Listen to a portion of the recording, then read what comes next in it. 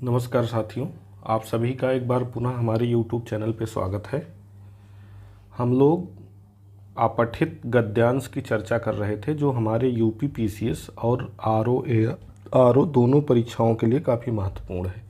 चाहे आपको UP PCS की मुख्य परीक्षा देना हो जिसमें सामान्य हिंदी का पेपर आता है, या आरओ की मुख्य परीक्षा देना हो जिसमें हिंदी आलेखन का पेपर आता है, तो दोनों में अपठित गद्यांश से रिलेटेड प्रश्न पूछे जाते हैं। तो अपठित गद्यांश क्या होता है और अपठित गद्यांश का जो व्याख्या खंड है, या जो एक प्रश्न आता है रेखांकित अंशों की व्याख्या करने के लिए, तो उसकी व्याख्या आप किस तरीके से करेंगे, इसकी चर्चा हमने पिछले वीडियो में की थी। तो अगर आपने पिछला वीडियो नहीं देखा है अपठित गद्यांश वाला, तो उस वीडियो को देख लीजिए। उस वीडियो को जब आप देख लेंगे तभी आगे का कॉन्सेप्ट आपका क्लियर हो पाएगा। तो व्याख्या खंड की हमने चर्चा कर ली। एक दूसरा प्रश्न जो पूछा जाता है अपठित गद्यांश से ही, सारांश अथवा संक्षेपण लेखन। ठीक है, अक्सर देखा जाता है कि आरओ में सारांश लेखन पूछा जाता है, जबकि यूपी पीसीएस की मुख्य परीक्षा में सामान्य हिंदी के प्रश्न पत्र में संक्षेपण पूछ लिया जाता है।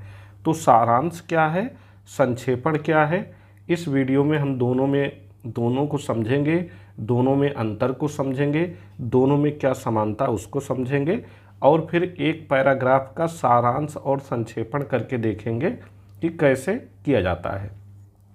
तो अगर आप ये वीडियो पूरा देखते हैं तो सारांश और संक्षेपण लिखने में जो आपको झिझक होती है, हिचकिचाहट होती है, वो समस्या आपकी दूर हो जाएगी। ठीक है, तो अगर हम सारांश लेखन की चर्चा करें सबसे पहले, तो सारांश दो शब्दों से मिलकर बना है, सार प्लस अंश। अगर हम इसके शब्द के अर्थ पर अपना ध्यान टिकाएं, इस पे ध्यान दें, तो सार का मतलब होता है कि निचोड़, और निचोड़ का भी जब मुख्य भाग, जैसे किसी भी चीज़ के सार तत्व में, किसी भी वस्तु के सार तत्व में दो चीज़ें होती हैं, एक निचोड़ होता है, निचोड़, ठीक है, और उस निचोड़ में भी ये उसका एक छोटा सा भाग होता है जो उसका मुख्य भाग होता है। यानी सार तत्व में दो चीज़ें हमको मिलेंगी, एक उसका मुख्य भाग होगा और एक उसका गौड़ भाग होगा। ठीक है, तो जब सार क्या हो गया, निचोड़ हो गया, निचोड़ में मुख्य भाग हो गया, एक गौड़ भाग हो गया। ठीक है, तो सार में जो उसका मुख्य भाग होता है वही उसका अंश कहलाता है। अगर इसको हम एक उदाहरण से समझें, जैसे आप देखते होंगे कि जब गन्ने की पेराई की जाती है, गन्ने को कोल्हू में पेरा जाता है, अगर आपने देखा हो, गन्ने का रस तो पिया ही होगा। तो जब गन्ने को पेरा जाता है तो गन्ना क्या है, गन्ना एक तरीके से जान लीजिए कि हमारा गद्य खंड है। तो जब उसको पेरा जाता है तो उसमें से दो चीज़ें निकलती हैं, एक रस निकलता है और एक अवशिष्ट के रूप में खोई निकलती है, अवशिष्ट के रूप में। ठीक है, तो रस जो निकला ये इसका सार तत्व है गन्ने का, और इस सार तत्व को भी जब हमने निचोड़ा, गन्ने के सार तत्व को भी हमने जब निचोड़ा, तो मतलब जो रस आया, अब इस रस को हमने पकाना शुरू किया। जब इस रस को हमने पकाना शुरू किया तो इसमें भी कुछ गंदगी निकलेगी और कुछ जो है उसका मुख्य भाग निकलेगा। गंदगी के रूप में मैल आएगा और मुख्य भाग के रूप में गुड़ बनेगा, गुड़ गन्ने से। ठीक है, तो ये गुड़ जो है यही अंश है गद्य खंड का। ठीक है, तो कहने का मतलब ये हुआ कि जब हम सार तत्व को, सारांश का मतलब हुआ कि कोई गद्य खंड दिया गया है, उसका जो सार होता है, उसका जो निचोड़ होता है, उसका जब एक अंश लिखते हैं तब उसको हम सारांश बोलते हैं। यानी सार का अंश, निचोड़ का अंश बराबर सारांश। ठीक है, सार, जैसे कहा गया सार सार को गह लिए तो थोथा दे उड़ाए। ठीक है, तो जो थोथा होता है उसको उड़ा दिया जाता है, जो सार तत्व बचता है वही उसका सारांश होता है। ठीक है, वही उसका सार अंश होता है। अब आई बात समझ में? या एक और उदाहरण द्वारा अगर आपको मैं समझाऊं, तो ये मान लीजिए कि जैसे आप सरसों है, सरसों का बीज जो है इसको जब कोल्हू में पेरा जाता है तो उसमें दो चीज़ें निकलती हैं, एक तेल निकलता है और एक खली निकलती है। ठीक है, दोनों इसके सार तत्व हैं। ठीक है, लेकिन इसका मुख्य अंश जो है तेल है, या इससे भी अगर बारीकी से देखेंगे तो तेल में भी दो भाग होता है। तेल में भी जब उसको छाना जाता है तो उसमें कुछ मैल होता है, ठीक है, और कुछ उसमें तेल होता है। तो यही तेल जो है उसका मुख्य अंश है, इसी को हम सार अंश कहेंगे। ठीक है, सार का जो मुख्य तत्व है वही उसका अंश है, वही उसका सारांश है। ठीक इसी प्रकार से जब हम मतलब किसी गद्य खंड का सारांश लिखते हैं तो उसका सार तत्व नहीं लिखते, बल्कि उसके सार को भी निचोड़कर उसका जो मुख्य भाग होता, मुख्य अंश होता है, मुख्य मंतव्य होता है, उसको लिखते हैं। ठीक है, संक्षेपण क्या होता है? संक्षेपण का मतलब है कि कोई हमको अगर गद्य खंड दिया गया होगा, कोई हमको गद्य खंड दिया गया होगा तो इसको संक्षिप्त रूप में लिखेंगे। इसको जब हम संक्षिप्त रूप में लिख देंगे तो ये संक्षेपण हो जाएगा। ठीक है, सारांश क्या हुआ? सारांश का मतलब हुआ कि सार तत्व जो निकला उसका भी जो मुख्य अंश है केवल उसको व्यक्त करेंगे। संक्षेपण में क्या हुआ कि जो सार तत्व है उसी को हम क्रमबद्ध ढंग से लिख देंगे तो वो संक्षेपण कहलाएगा। दोनों की ज़रूरत क्यों पड़ती है? अक्सर ये देखा जाता है कि पब्लिक लाइफ में, हमारे सार्वजनिक जीवन में हमारे उच्च अधिकारियों द्वारा किसी घटना की ब्रीफिंग मांगी जाती है, किसी घटना की हमसे क्या मांगी जाती है? ब्रीफिंग मांगी जाती है। तो जब किसी घटना की ब्रीफिंग हमको देनी होती है तो मांग के अनुरूप उसको हम सारांश अथवा संक्षेपण में करके देते हैं। ध्यान दीजिएगा, जब किसी घटना का कहा जाए, किसी घटना का सारांश प्रस्तुत कीजिए। ठीक है, जब किसी घटना का सारांश हमारा कोई उच्च अधिकारी हमसे मांगे तो सारांश का मतलब हुआ कि उस घटना का पूरा स्टेप बाय स्टेप डिस्क्रिप्शन नहीं करना है, बल्कि उस घटना का निष्कर्ष क्या निकला है, उस घटना का निष्कर्ष क्या निकला है, केवल उतना हमको बता देना है। ये हो गया सारांश। संक्षेपण का मतलब हुआ कि कोई घटना घटी है तो संक्षिप्त में स्टेप बाय स्टेप क्या घटनाक्रम हुआ, पहले क्या हुआ, फिर उसके बाद क्या हुआ, फिर उसके बाद क्या हुआ, फिर उसके बाद क्या हुआ, संक्षिप्त में स्टेप बाय स्टेप प्रस्तुत कर देना ही उसका संक्षेपण है। और स्पष्टता से अगर मैं कहूँ तो जैसे मान लीजिए कि भारतीय संविधान में कुल 22 भाग हैं। अगर लिख दिया जाए कि भारतीय संविधान में कुल 22 भाग हैं, ये क्या हो गया? ये सारांश हो गया भागों का। लेकिन अगर कहा जाए कि भारतीय संविधान में 22 भाग हैं तो भाग 1 में ये है, भाग 2 में ये है, भाग 3 में ये है, ऐसे लिख के इसको डिस्क्राइब कर दिया जाए स्टेप बाय स्टेप संक्षिप्त में, तो ये इसका संक्षेपण हो गया। और इसी को भी भाग 1 में क्या है उसको विस्तृत डिस्क्राइब किया जाए, भाग 2 में क्या है उसको विस्तृत रूप से डिस्क्राइब किया जाए, तो एक पूरी इंसिडेंट हो गया, पूरे भाग का विवरण हो गया। तो जब कोई घटना घटे या कोई विवरण दिया गया हो डिटेल में, उसका केवल सार तत्व संक्षिप्त में प्रस्तुत किया जाए तो ये संक्षेपण होगा। और उसका मुख्य भाग अगर केवल जो है निचोड़ रूप में प्रस्तुत किया जाए मुख्य भाग, तो मुख्य भाग क्या होगा? सारांश होगा। तो सारांश और संक्षेपण में बेसिक डिफरेंस यही होता है।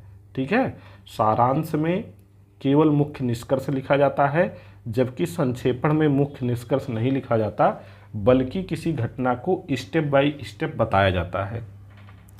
अगर इसको मैं और स्पष्टता से आपको समझाऊं तो मान लीजिए अभी जब प्रयागराज में कुंभ का आयोजन हुआ तो एक समाचार आया था कि इसमें भगदड़ मची थी, भगदड़ की घटना हुई थी।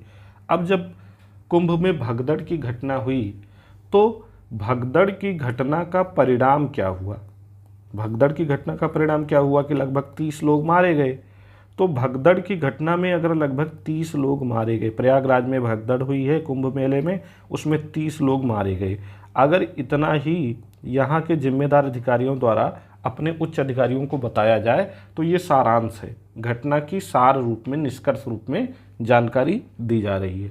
लेकिन घटना घटी कैसे, शुरू कैसे हुई, ठीक है, स्टेप बाय स्टेप उसको अगर संक्षिप्त में समझाया जाए, प्रस्तुत किया जाए। जैसे मान लीजिए उच्च अधिकारी अपने अधीनस्थ अधिकारी को आदेश दें कि आप जो प्रयागराज में भगदड़ की घटना हुई उसका संक्षेपण रूप में मतलब रिपोर्ट बनाकर हमको दीजिए, संक्षिप्त रूप में उसकी ब्रीफिंग करके स्टेप बाय स्टेप हमको दीजिए। तो उसको संक्षेपण में बताया जाएगा कि पहले क्या हुआ, उसके बाद क्या हुआ, उसके बाद क्या हुआ, उसके बाद क्या हुआ, ठीक है। तो उम्मीद है कि संक्षेपण और सारांश में आपको अंतर समझ में आ गया होगा। तो अब हम अगर सारांश की और बारीकी में चर्चा कर लें तो सारांश क्या होता है, निष्कर्ष रूप में संक्षिप्तीकरण होता है, आकार यानी साइज व आकृति यानी स्ट्रक्चर में इसके परिवर्तन आता है। यहाँ एक बात ध्यान देने लायक है कि आकार और आकृति दोनों में सारांश में परिवर्तन आएगा, ठीक है। आकार एवं आकृति का मतलब क्या हुआ, जैसे अभी मान लीजिए आप एक उदाहरण लीजिए,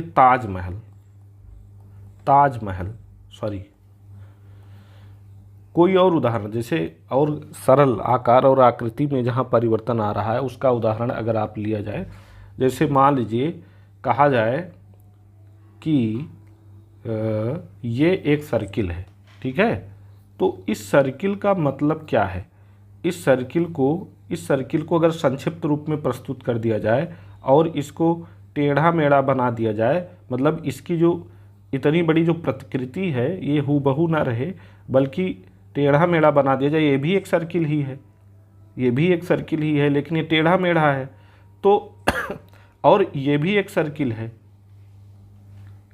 जैसे मान लीजिए कि ये एक सर्किल है, ठीक है, और ये भी एक सर्किल है।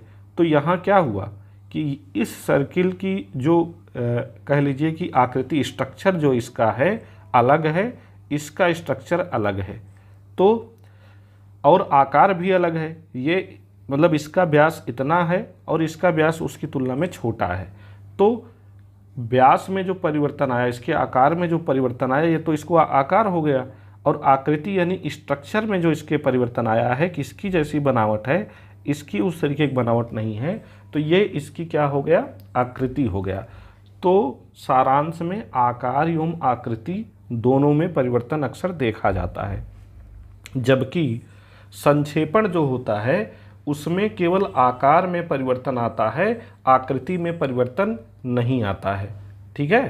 केवल आकार में परिवर्तन आएगा, आकृति में परिवर्तन नहीं आएगा संक्षेपण में। अब इसको हम समझ लेते हैं, जैसे एक मिनट इसको सही से लिख दें क्योंकि आप लोगों को पीडीएफ भी मैं इसी का देने वाला हूं ताकि आप लोग और अच्छे से इसको समझ सकें, ठीक है। ठीक, इसको पूरा ही मैं सही कर देता हूं।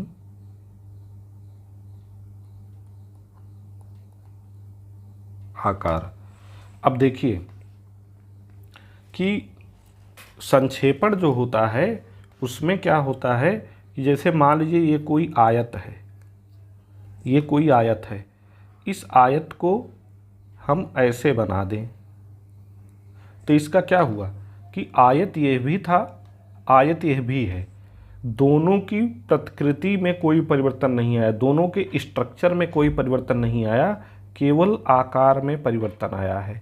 तो जब केवल आकार में परिवर्तन आए, आकृति में परिवर्तन ना आए, यानी कि किसी घटना को स्टेप बाय स्टेप जैसे घटी है वैसे ही संक्षिप्त में बता दिया जाए, तो घटना के स्ट्रक्चर में परिवर्तन नहीं आया बल्कि उसके केवल आकार में परिवर्तन आ गया। तो जब केवल आकार में परिवर्तन आए, स्टेप बाय स्टेप जिस क्रम में घटना घटी है उसी क्रम का ध्यान रखा जाए, क्रमागत रूप से घटना का विवरण दिया जाए तो वो संक्षेपण होगा। और जब घटना के क्रम का ध्यान न दिया जाए बल्कि क्रम भी आगे पीछे किया जाए और निचोड़ रूप में, निष्कर्ष रूप में संक्षिप्त में घटना बता दी जाए तो वो सारांश होगा, ठीक है।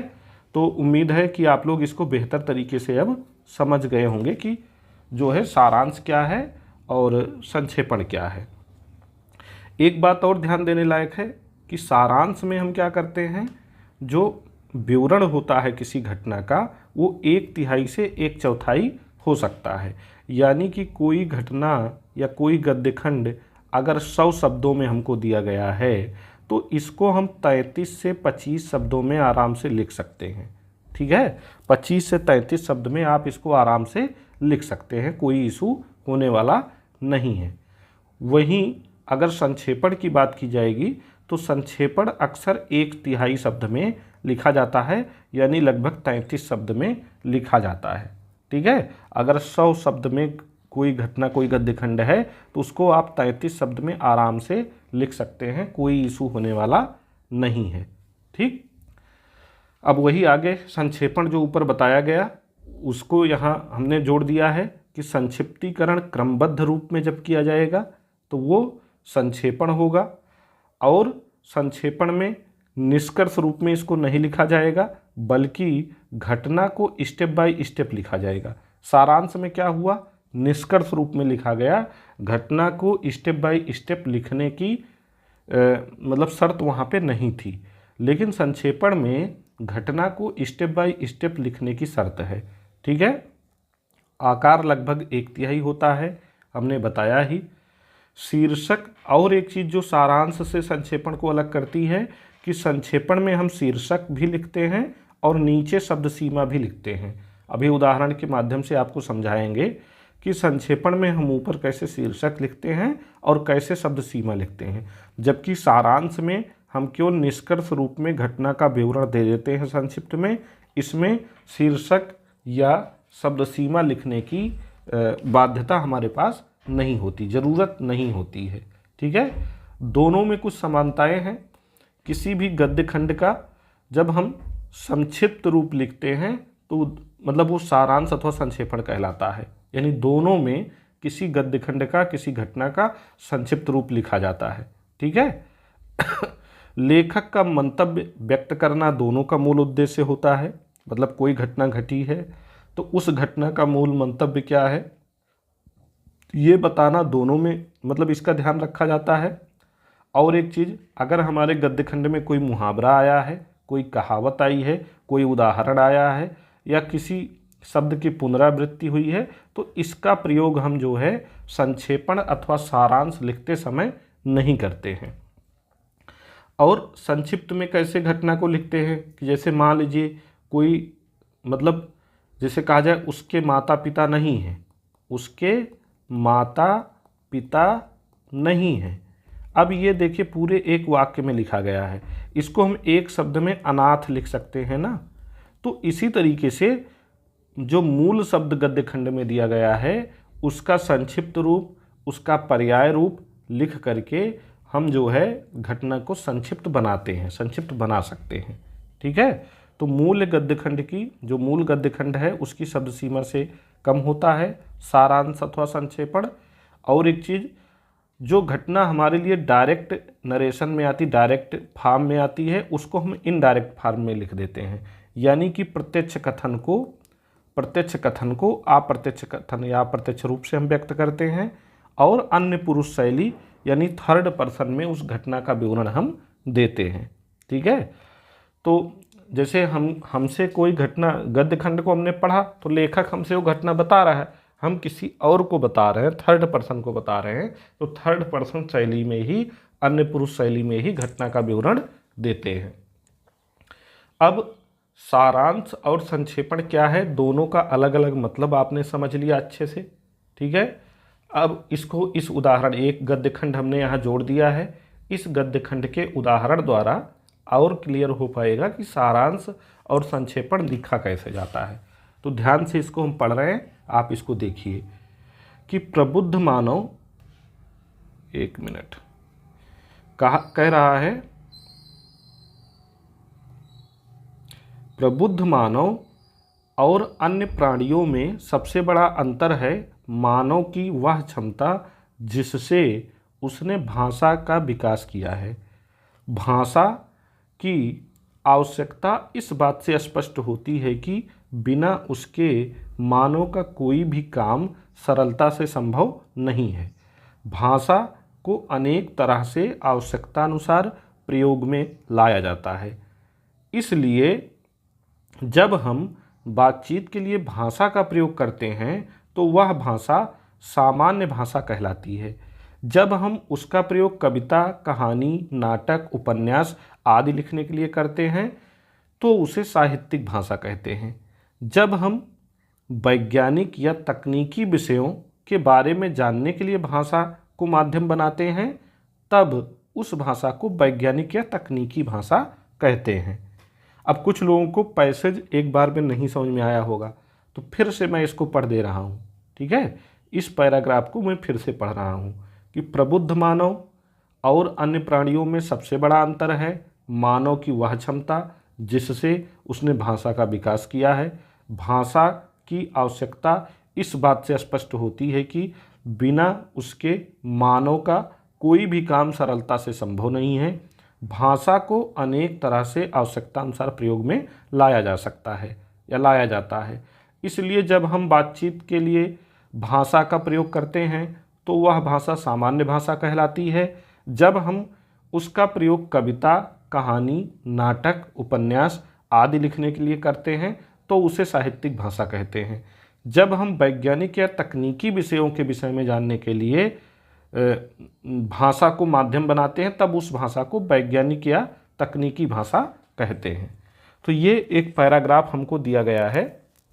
इसमें भाषा के अलग अलग रूपों या अलग अलग प्रयोगों के महत्व की चर्चा की गई है और ये भी बताया गया है कि जानवर और मनुष्य में या प्रबुद्ध मानव और अन्य प्राणियों में सबसे बड़ा अंतर क्या है तो वो भाषा का है। मनुष्य ने भाषा का विकास कर लिया है, अन्य प्राणियों ने उस तरीके से भाषा का विकास नहीं किया है, ठीक है, उनकी केवल बोली है। तो जब इसका हम सारांश लिखेंगे तो केवल जैसे हमने जो अभी आपको बताया कि इसमें मनुष्य और प्राणियों में मूल अंतर क्या है उसकी बात की गई है, ठीक है, और भाषा का प्रयोग, भाषा के प्रयोग के हिसाब से उसके अलग अलग रूप हैं, अलग अलग नाम उसको हम दे सकते हैं। इतना ही इसका सारांश हो गया।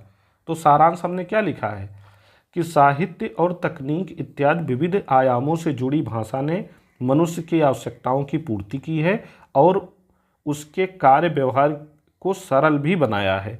विविध रूपों में प्रयुक्त यह भाषा ही मानव को अन्य जीवों से श्रेष्ठतर बनाती है।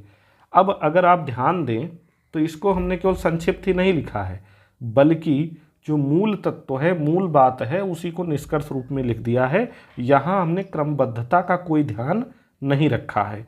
अगर आप ध्यान से देखें तो विविध रूपों में प्रयुक्त यह भाषा ही मानव को अन्य जीवों से श्रेष्ठतर बनाती है। इसकी बात यहाँ हमने अंतिम पंक्ति में की है।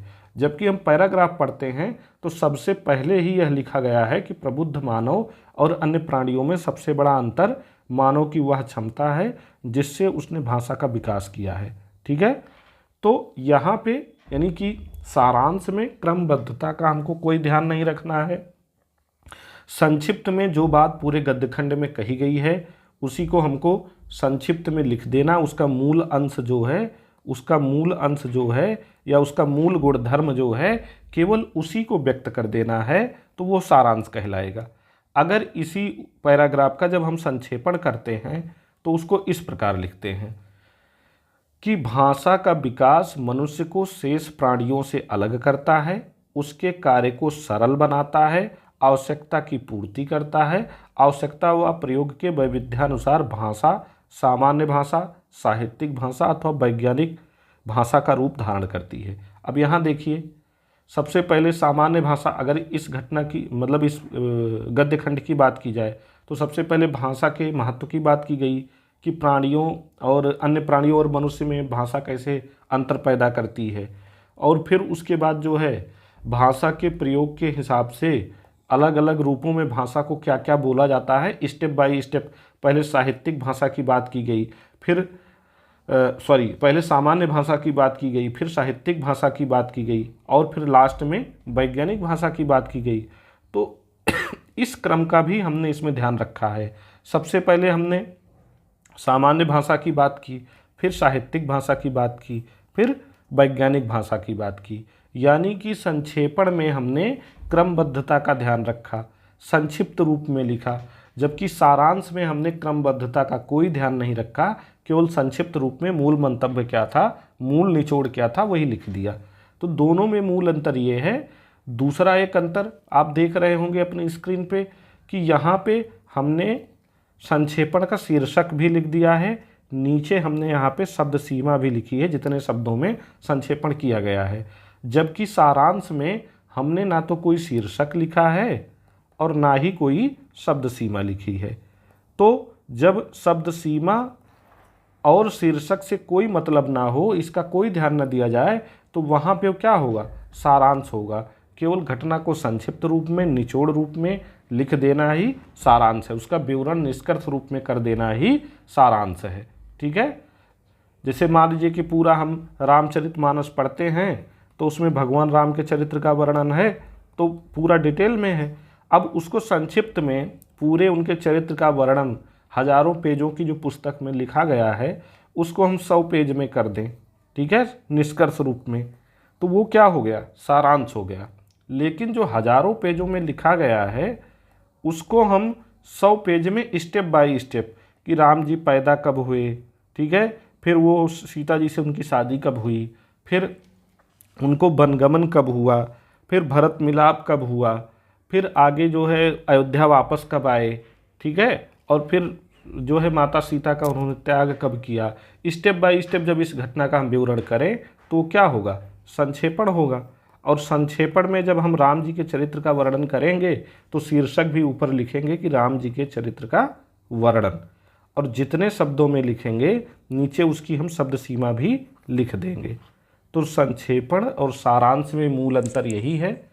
आप इस वीडियो को देखिए और फिर कमेंट करके बताइए कि आपको संक्षेपण और सारांश समझने में, लिखने में, पढ़ने में आसानी हुई या नहीं हुई।